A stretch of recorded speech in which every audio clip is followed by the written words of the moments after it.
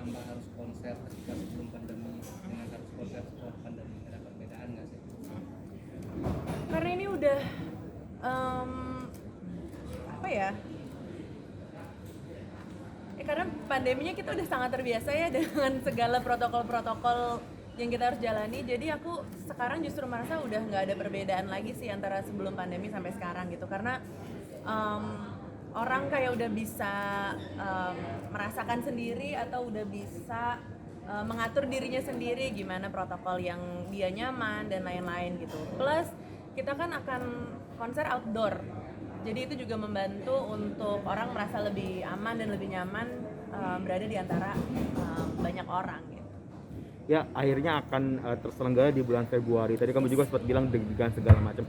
Keharuan apa sih yang kamu rasa akhirnya ini bakalan terjadi gitu? Aku jujur terharu banget ya. Tadi juga pas preskon tuh pas awal-awal aku udah pengen nangis kayak ngeliat ke bawah, kayak main-main bibir gitu, kayak aku terharu banget karena apa ya, maksudnya ini kan emang kerja sama kolektif gitu, banyak banget orang yang berada di dalamnya dan juga emang otak-otak kreatifnya tuh banyak banget gitu. Dan aku ingat kemarin ya, maksudnya aku betapa antusiasnya setiap orang untuk mau nge-showcase karyanya mereka, ekspertisnya mereka di bidang-bidang manapun yang di dalam konser ini gitu. Jadi aku ingat pas 2020 tuh kita kayak patah hatinya kayak gimana, dan akhirnya sekarang kita bisa kembali lagi ngejalanin itu, berusaha membuat suatu sejarah dan suatu penanda di generasi kita. Itu rasanya ya luar biasa banget sih, deg-degan tapi deg-degan in a good way gitu, yang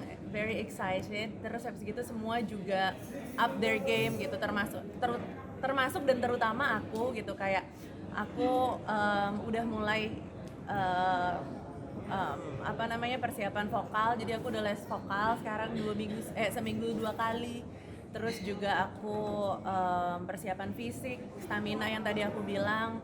Terus habis gitu secara mental aku mulai lagi nonton dokumenter dan nonton video-video konser gitu untuk tahu kira-kira interaksi dengan penonton kayak gimana, apa yang bisa membedakan dengan konser biasa atau enggak, siapa yang stylenya kira-kira kayak aku gitu. Kayak misalkan aku nonton konser yang semuanya dance atau semuanya kayak gitu kan, itu bukan aku gitu. Jadi aku cari, misalkan aku nonton konser yang semuanya dance atau semuanya kayak gitu kan, itu bukan aku gitu. Jadi aku cari yang bisa aku ambil tuh dari orang-orang yang kira-kira emang tipenya heartfelt, terus ngobrol sama penonton gitu, yang benar-benar tetap cair kayak gitu-gitu. Jadi secara knowledge juga aku sekarang lagi memperkaya banget nih untuk mempersiapkan mental aku dan juga ilmu aku di GBK nanti.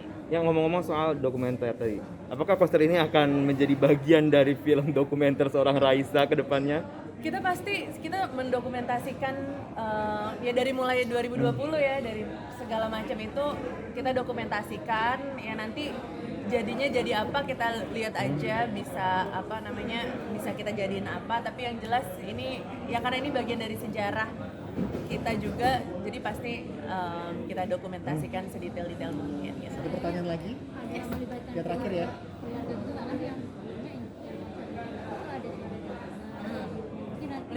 Melibatkan suara. Ya pasti adalah detail-detail yang di lagu-lagu tertentu kayak gitu aku tetap masukin gitu.